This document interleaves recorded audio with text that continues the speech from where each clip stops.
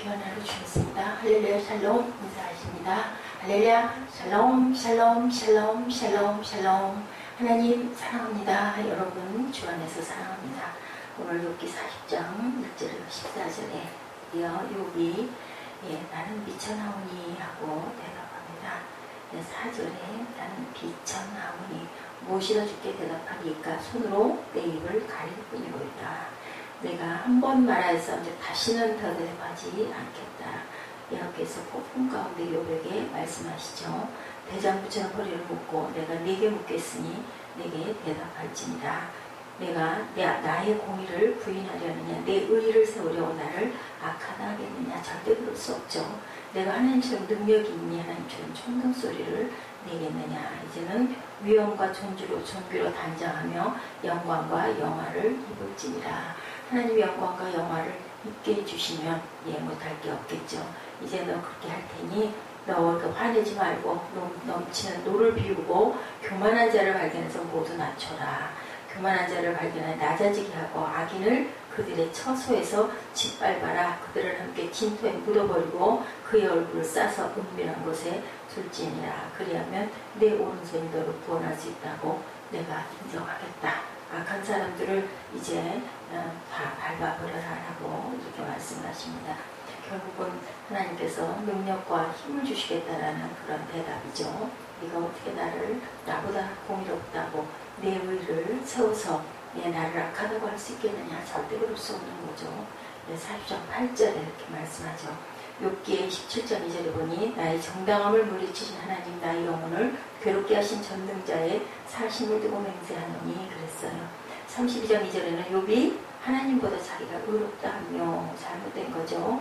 34장 5절에도 욥이 말하기를 내가 의로우나 하나님의 내 의를 부인하셨고 35장 2절에도 그대는 그대의 의가 하나님께로부터 왔다는 말이냐 이렇게 질문하는 부분들이 있습니다. 욥이 너무 고통스럽고 힘드니까 하나님을 원망하기도 하고 하나님께 따지기도 하고 내가 이렇게 의로운데 어떻게 그러냐 불평도 했지만 하늘 아래 뇌이죠. 그러나 가만히 생각해보면 욥이 모든 것들이 다 이것도 또한 죄. 그러니 우리가 죄가 없다라는 사람은 하나도 없습니다.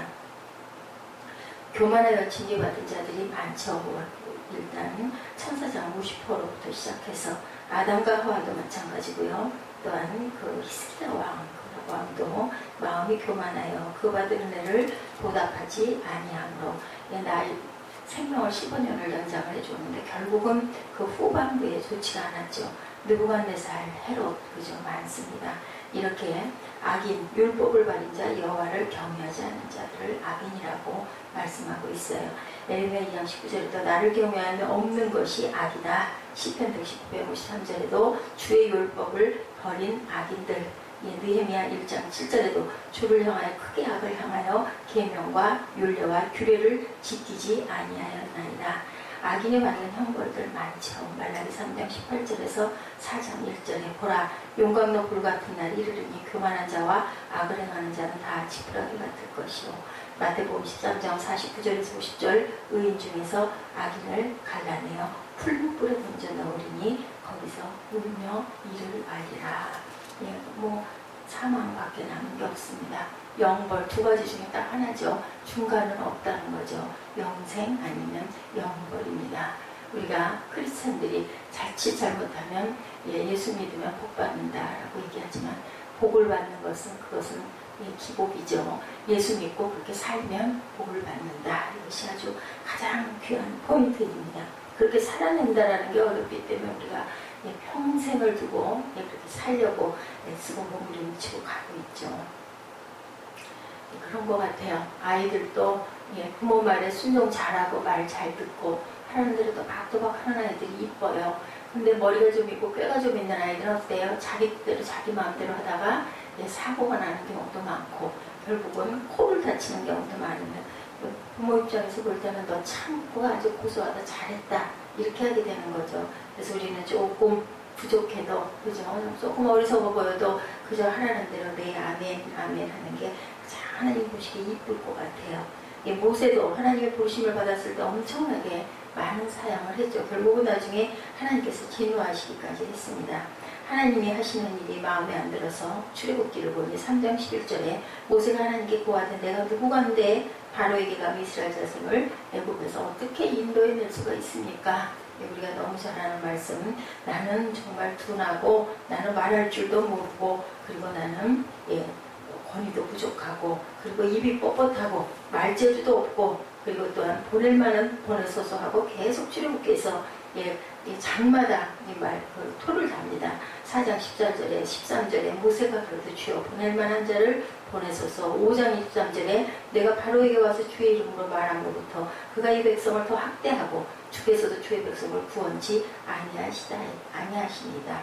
6장 12절에 보니까 모세가 야훼 앞에 고하여 가로되 이스라엘 자손도 나를 돕지 아니하거든 바로가 어찌 내 말을 듣겠습니까? 나는 입이 둔합니다. 하나님이 진노하십니다. 4장 14절에 야훼께서 모세를 향하여 눈을 바라시고 가라사대 이렇게 말씀하죠. 하나님께서는 하나님이 지시한 그 말씀을 따르지 않고 거기에 계속 토를 많이 달면 나중에 화를 내시죠. 시편 13편에 아삽 자신도 이런 죄에 빠져드는 것을 느끼게 되어서 말하죠. 하나님이 참으로 이스라엘 중 마음이 정결한 자에게 선을 행하시나 나는 거의 실족할 뻔하였고 내 걸음이 미끄러질 뻔하였으니 이는 내가 악인의 형통함을 보고 오만한 자의 자를 질시하였습니다. 저희는 죽는 때에도 고통이 없고 그 힘이 건강하며 타인과 같은 고난이 없고 타인과 같은 재앙도 없나니 그러므로 교만이 저희 목걸이요 강포가 저희 입는 옷이며 살찜으로 저희 눈이 솟아나며 저희 소득은 마음의 소음보다 진하며 저희는 능욕하며 악하게 압제하여 말하며 거만히 말하며 저희 입은 하늘에 두고 저희 혀는 땅에 두루 다니는도다. 그러므로 이 백성이 이리로 돌아와 잔에 가득한 물을 다 마시며 말하기를 하나님이 어찌 알랴 지극히 높은 자에게 지식이 있으랴 하는도다. 볼지어다 이들은 악인이라 항상 평안하고 재물은 더하도다. 내가 내 마음을 정리하며 내 손을 씻어 무죄하다는 것이 실로 헛되도다. 나는 종일 재앙을 당하며 아침마다 징책을 보았도다. 하나님이 공의 하나님이시라면 어떻게 이렇게 하실 수가 있느냐. 나는 정말 이렇게 많은 징책만 당하고 이렇게 하고 있다라고 그렇게 엄청나게 토설을 합니다. 오늘 보면 16, 17절에도 내가 어쩌면 이를 알까 하여 생각한 즉 내게 심히 곤란하더니 하나님의 성소에 들어갈 때야 저희 결국을 내가 깨달았나이다. 우리는 이렇게 어리석은 거죠. 하나님의 섭리를 이렇게 멀리 뒤로 끝에 가서야 그때 그랬었구나 라고 안다라는 거죠. 은혜를 받은 사람들도 어떤 사람들 하나님을 아는 사람들이 오히려 기독교를 비방한다라고 요즘에 그렇게 얘기하고 있습니다. 시편 기자는 뭐라 그래요? 그래서 하나님이 하시는 일 완전하고 지혜로우신데 그 섭리가 깊고 오묘하고 크기와 넓이가 우리가 생각할 수 없는 부분에 계시기 때문에 깨달지를 못하고 이런 비방을 많이 합니다. 그래서 너희는 가만히 있어 내가 하나님됨을 알지어다. 그저 담담하게 잠잠하게 그냥 침묵하는 것이 우리가 입술을 가볍게 놀리는 그런 부분들 다 저희들 잠잠히 가라앉혀야 되겠죠. 이제 하나님의 말씀을 듣게 될 때 이제 욥이 태도가 달라져서 3절에서 5절에 욥이 여호와께 대답하여 가로되 나는 미쳐나오니 무엇이라 주께 대답하리까 손으로 내 입을 가릴 뿐이로소이다. 내가 그동안 말한 거 얼마나 후회돼요. 그죠? 저희들도 그럴 때가 너무 많습니다. 인간이 하나님을 배울 때 자기 자신이 얼마나 미천한지 깨닫게 됩니다. 참 그거 묘하죠. 아무 말씀도 안 하셔도 우리가 하나님의 임재를 느낄 때 나를 보고 계시는구나 걸 느낄 때는 그냥 뭐라고 말할 수 없는 가슴이 차올라오고 그리고 모든 것들이 아무런 것도 아무것도 되지 않고 그냥 마음이 따뜻해지고 힘이 나고 증거된 거 아무것도 없어도 분명히 하나님이 나를 바라보고 계시니 잘못될 부분은 하나도 없을 거야. 걱정 근심이 다 사라집니다. 현 생활은 아무것도 변한 게 없지만 그런 마음, 증거를 보게 되는 거죠. 다른 사람보다 의롭게 살아보려고 힘쓴 것 하나 가지고 욥은 은근히 내가 의로운 사람이다. 이러기가 참 쉽죠. 누구나 그러죠. 나는 그래도 그만큼 했는데 내가 왜 이렇게 돼야 돼? 이런 얘기를 하죠. 하나님을 대하고 나니 자기 자신이 얼마나 부족한지 알죠. 뭐라고 말씀하지 않아도 벌레만 또 이 벌레 같은 나를 위해 주님 죽으셨네 하는 그 찬송이 있습니다. 이 찬송에 보면 저는 그때 그 찬송이 벌레를 왜 하필이면 벌레 같다고 했나 그랬는데 이렇게 말씀해 그런 말씀이 있어서만 그랬던 것 같아요. 벌레만 뜨못하죠. 아메바 박테리아만보다 더 작은 그런 저희들을 영이시기 때문에 저희가 하나님의 생명을 불어넣어 주셨기 때문에 우리와 교통하고 통할 수 있는 거라는 생각을 합니다. 그 생명 호흡에 있는데 수에 칠 바치조차도 없는 거죠. 솔로몬의 말대로 헛되니 모든 것이 다 헛될 뿐이다. 그래서 시편 기자는 사람이 무엇이겠는데 주께서 저를 생각하시나이까. 왜냐하면 영으로 지으셨기 때문에 불어넣으셔서 저에게 생명을 불어넣으셔서 지으셨기 때문에 같아서 아시는 거죠. 그래서 인간은 다 태어날 때부터 악한 존재로 태어났다 해요. 원죄가 있기 때문에 악하게 지금은 모태에서부터 그렇게 태어났다라고 합니다. 그래서 깨어지고 부스러진 거울처럼 되어서 본래 하나님의 형상대로 지음받은 우리 인간들이 그 하나님의 형상을 자꾸 잃어버려 가고 있고 어디서 찾아볼 수가 없을 만큼 아주 악해져 가고 있습니다. 하나님이 하시는 일에 대해 이러고 저러고 중얼거리고 불평하는 것, 어떤 피조물에게 있어서나 터무니없는 행동인데, 근데 인간에게 있어서는 더욱 그런 거죠. 하나님은 사람을 하나님의 형상대로 지으셨는데 죄가 인간을 악하게 만들었죠. 하나님의 형상을 깨뜨려 버렸습니다. 죄의 성격은 깎아내리는 것이고, 그리고 의의 성격은 세우는 거예요. 축혀 올려 세우는 거죠. 그래서 의로부터 칭함을 주셨다는 것을 우리가 알아야 됩니다. 마귀는 끊임없이 우리를 뜯고 물고 내려앉히고 주저앉히고 잡아뜨리고 엎어뜨리고 합니다. 그런데 성령께서 우리를 자꾸 또 세우시죠. 얘가 안 되겠구나 싶을 때는 하나님께서 다독여 주시는 것을 우리가 느낍니다. 욥은 우수 땅에서 살면서 순전하고 정직해서 하나님을 경외하며 악에서 떠난 자였다라고 1장에 이렇게 말씀하고 있죠. 10남매의 자녀가 출중해서 부러움의 대상도 되고 많은 재산을 가지고 있어 동방에서 큰 자라고 존경도 받았어요. 그렇게 뭐 부러울 게 없었죠. 그가 하나님을 온전히 의지하며 죄를 범하지 않고 살아보려고 애쓰고, 심지어 그의 자녀들이 혹시 하나님을 떠나는 일이 있을까 해서 아침에 일어나서 하나님께 늘 기도하고 했죠. 욥의 행사가 늘 그랬습니다. 하나님이 욥을 보실 때 마음에 들었고 대견스럽고 자랑스러웠기 때문에 그 그릇을 더욱더 닦으시느라고 이런 환난을 주셨죠. 사단이 하나님께 뭐라 그랬어요? 욥이 까닭 없이 하나님을 경외하는 줄 아십니까? 부와 명예와 그런 것들을 주었기 때문에 욥이 하나님을 경외했지, 아마 그런 걸 다 걷어가 버리고 나면 아마 하나님께 떠날 겁니다 라고 얘기했었죠. 주의 손을 펴서 그 모든 소유물을 쳐보시옵소서로 시작이 된 겁니다. 그래서 엄청나게 그 원수가 재물도 다 뺏고 처자를 다 버리게 만들고 온몸에는 욕창이 나게 만들었어요. 이 궁변을 당한 욥은 말하죠. 내가 모태에서 적신으로 나왔사온 즉 또한 적신이 그리로 돌아가올지다. 주신 자도 야훼시오 취하신 자도 야훼시오니 야훼의 이름이 찬송을 받으실지니이다. 이 모든 일에 범죄하지 아니하고 하나님을 향하여 어리석게 원망하지 않았는데 첫 번째 시험을 통과했죠. 욥기 2장에 보면 하나님 앞에 나타난 사단에게 내가 내 종 욥을 위하여 보았느냐, 그와 같이 순전하고 정직한 하나님을 경외하며 앞에서 떠난 자가 세상에 없느니라. 그랬더니 사단이 악랄하죠. 이제 주의 손을 펴 그의 뼈와 살을 치소서. 그러면 틀림없이 아마도 대면하여 주를 욕하리라. 그래서 결국은 뼈와 살을 친 거죠. 자녀도 재물도 아내도 그리고 온몸도 그렇습니다. 이런 마음에 우리에게 일어나려 할 때 우리가 뭐 해야 돼요? 사탄아 물러가라 할 줄 알아야 되는 것은 하나님을 원망할 일이 아니라. 그러니 결국은 나는 미쳐나오니 욥의 회개가 마지막에 일어나고 있습니다. 저희들이 볼 때 회개하지 않고는 하나님께서 우리에게 응답하시지 않는다. 회개하지 않고는 우리가 회복될 수가 없다는 것을 욥기 40장에서 41장에서 알 수가 있고, 그래서 회복하여서 몇 배, 그보다 훨씬 더 많은 배의 복을 주셔서 누리고 사는 것을 우리가 보죠. 바리새인 시절에 사울은 이렇게 말했었어요. 하나님 제가 다른 사람들과 같지 않음을 감사합니다. 이런 사울이 회개하여 다시 얘기하죠. 나는 죄인 중에 괴수입니다. 엄청나게 달라졌죠. 회개 전에는 자기 자신을 의인으로 보는데 회개하면 죄인으로 보는 거죠. 우리의 죄가 다 생각나죠. 어떤 것도, 정당했던 것도, 정당해서 내가 상대방을 비방했던 것도, 그것도 사실은 죄인 거예요. 그것은 그 사람과의, 하나님과의 관계, 나와 하나님과의 관계하고는 상관이 없다라는 거. 저희는 그저 하나님이 하지 말라는 것을 안 하면 되는 거거든요. 그런데 힘이 들죠. 상대방이 나를 찌르고 들어오기 때문에. 이 모두들 이스라엘 성전에서 하나님을 대면하게 될 때 부르짖었죠. 화로다. 나는 망하게 되었다. 그리고 얼굴을 가리게 됩니다. 우리가 부족해서 하나님을 마주볼 수가 없기 때문에.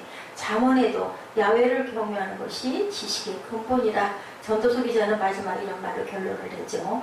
일의 결국을 다 들었으니 하나님을 두려워하고 그 명령을 지킬지어다. 이것이 사람의 본분이니라. 이사야는 이런 두려움에 쌓이게 될 때 자기의 죄를 고백합니다. 나는 입술이 부정한 사람입니다. 나는 입술이 부정한 백성 가운데 살면서 만군의 야훼이신 왕을 배웠습니다. 이제 나는 죽게 되었습니다.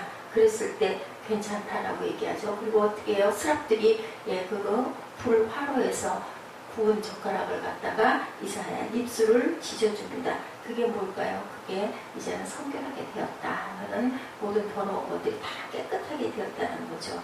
내가 죽게 대하여 귀로 듣기만 하였었던 이제는 눈으로 주를 배웁나이다. 그러므로 내가 스스로 하나고 티끌과 재 가운데 회개하나이다. 나는 미천하기 때문에 하나님께 대해서 듣기만 하고 하나님을 아직까지 그 심령의 친히 대면하지 못한 까닭으로 죄를 회개하지 않은 이들이 많이 있죠. 하나님을 참으로 대면할 때는 누구나 죄의 회개를 고백할 수밖에 없어요. 그냥 마음이 그렇게 돼요. 나도 모르게 그냥 고개가 숙여지고 바로 고개를 들고 있을 수가 없을 만큼 고개가 숙여지라는 거죠. 죄사함을 받는 것은 하나님께서 우리에게 주시는 선물이라는 것을 우리가 알아야 돼요. 그래서 우리는 누구도 의롭다 할 자가 없는 거죠. 어떤 상황에도, 우리가 생각하는 어떤 정당한 상황에도 누구를 비방하거나 판단하거나 정죄할 수 없는데 우리는 비방하고 판단하고 정죄해요. 왜 그런데? 왜 뭐 때문에 나를 그렇게 하는데? 이 소리가 나오죠. 어째 저 따위야? 라고 나옵니다. 이 모든 것들이 다 죄라는 거죠. 그거 안 할 사람은 아무도 없어요. 그렇기 때문에 우리는 하나님 앞에 누구도 당당하다고 얘기할 수가 없습니다. 요한일서 1장 9절에 만일 우리가 죄를 자백하면 저는 미쁘시고 의로우사 우리 죄를 사하시고 모든 불의에서 우리를 깨끗하게 하실 것이요. 그냥 우리는 우리 죄를 고백하기만 하면 됩니다. 다윗도 무서운 죄, 더러운 죄를 짓고 그냥 품고 있었지만 다른 게 다 그거예요. 나단 선지자가 와서 얘기할 때 바로 무릎을 꿇을 수 있는 거. 교만하고 악이 온통 점철이 되어 있는 자들은 그런 얘기하면은 그 사람을 죽이려고 하죠. 오히려 죽이죠. 오히려 비방하고 뭐 죽일 수 있죠. 선지자 하나 죽이는 거 아무것도 아니죠. 옥에 가둬버리고 죽여버리면 그만입니다. 근데 죽인다고 해서 그 죄가 씻기느냐는 거죠. 절대로 씻길 수가 없다는 거죠. 나와 하나님과의 관계. 두 사람께 하나님과 나와의 관계일 뿐이지 주변에 어떤 것도 상관이 없다는 겁니다. 그게 다른 거죠. 오직 회개만이 죄사함을 받을 수 있는 조건이라는 거. 사도행전 3장 19절에 그러므로 너희가 회개하고 돌이켜 너희 죄 없이 함을 받으라. 이같이 하면 유쾌하게 되는 날이 주 앞으로부터 이를 것이다. 너와 내 집이 어떻게 해요? 구제함을 받는다는 것은 죄를 자백하고 회개했을 때 회개의 조문을 통과하지 아니하고는 절대로 하늘나라에 들어갈 수가 없다. 회개라는 게 뭐예요? 후회하는 거죠. 그리고 두려워하는 거죠. 그리고 그것에서 떠나는 거죠. 회개라는 것은 아이고 잘못했네 하고 그 자리에 주저앉아 있으면 안 되고 그 자리를 떠나고 그리고 이제는 빛 가운데 들어가서 걸어가야 되는 거예요. 그냥 그 자리에 앉아 있으면 아무 소용도 없죠. 누가 그랬어요? 가론 유다가 그 자리에 주저앉은 거예요. 죽은 거예요. 그건 소용이 없어요. 죽으면 끝이지 끝이 아니잖아요. 가야 되는 거죠. 죽을 힘을 가지고 죽을 그 용기를 가지고 살아가야 돼요. 그 길이 아닌 다른 길로 가야 됩니다. 어지러운 세상에서 빛과 소금의 사명을 다하지 못한 것을 우리 또한 회개하고 남의 죄를 고려하지 말고 먼저 내 죄만 바라보면 돼. 내 죄만. 남의 죄를 바라보다 보면 우리는 하나님의 마음을 가졌기 때문에 자꾸 우리가 하나님이 되려고 하는 부분이 있어요. 비판하게 되고 정죄하게 되고 너 잘못했잖아 손가락질하게 되는데 그런데 그 손가락 뒤쪽에는 우리를 향한 것이 3개나 있다라는 얘기인 거죠. 남의 눈에 티를 뽑으려 애쓰지 말고 내 눈에 들보를 빼기 위해서 애써야 된다. 우리가 과거에 어떤 길을 걸었던지 어떤 잘못을 했던지 우리 과거를 청산하고 바른 길로 가야 된다는 게 중요해요. 가지 않고 주저앉으면 사망이라는 거. 죄사함을 받고 우리 마음속에서 그렇게 했을 때 성령께서 임하시죠. 우리 마음속에는 새로운 평화와 복이, 그것이 바로 복이라는 거죠. 잘 먹고 배부르고 잘 사는 게 복이 아니라 입에서 달고 맛있어서 한없이 먹고 나면 나중에 어때요? 너무 몸이 둔하고 아주 기분이 나빠져요. 그죠? 움직임도 없고 아주 머릿속도 아주 그냥 피곤하고 엄청 소화시키려니까 머릿속에 피가 다 그쪽으로 쏠려서 피곤해질 수밖에 없고 졸려워지고 식곤증이라고 그러죠. 그래서 가볍게 조금 먹는 게 좋다라고 하는데 우리가 안 먹던 맛있는 음식 보면은 욕심이죠. 그것도. 그래서 그것도 죄라고 합니다. 너무 탐욕. 음식에 식탐하는 거 죄라 그러죠. 적당하게 먹고 남에게 베풀 줄, 나눠 먹을 줄 알아야 되는데 막 움켜쥐잖아요. 그것부터가 우리 죄죠. 욥이 고백합니다. 오늘 비로소 나는 미천하오니 무엇이라 주께 대답하오리까 손으로 내 입을 가릴 뿐이로소이다. 내가 한두 번 말하였사온데 다시는 더하지도 아니하겠고 대답하지도 아니하겠나이다. 욥이 회개합니다. 같은 죄를 되풀이하지 않겠다고 하죠. 내가 과거에는 죄를 지었지만 앞으로는 절대로 죄를 짓지 않겠습니다. 라고 죄를 자복하고 버리는 자는 불쌍히 여김을 받는다. 잠언 28장 13절에 말씀하고 있습니다. 우리가 어려움을 당할 때 미처 이해하지 못하고 불평하고 원망하고 하나님의 사랑을 의심할 때가 많죠. 우리의 잘못을 보지 못하고 이 시간 하나님의 신령한 눈으로 나 자신을 보게 하시고 회개하게 하시고 그리고 회개하고 주저앉는 것이 아니라 새롭게 일어나서 걸어가게 하여 주옵소서 하고 우리의 죄를 하나님께 고백할 때 하나님께서 말할 수 없는 위로와 기쁨과 평강이 임한다는 것을 우리가 알고 내가 미쳐나온나이다. 내가 정말 이제는 잠잠히 하나님만 바라보겠나이다 라는 고백을 하는 저와 여러분 되시기를 주님의 이름으로 축복합니다. 기도하시겠습니다.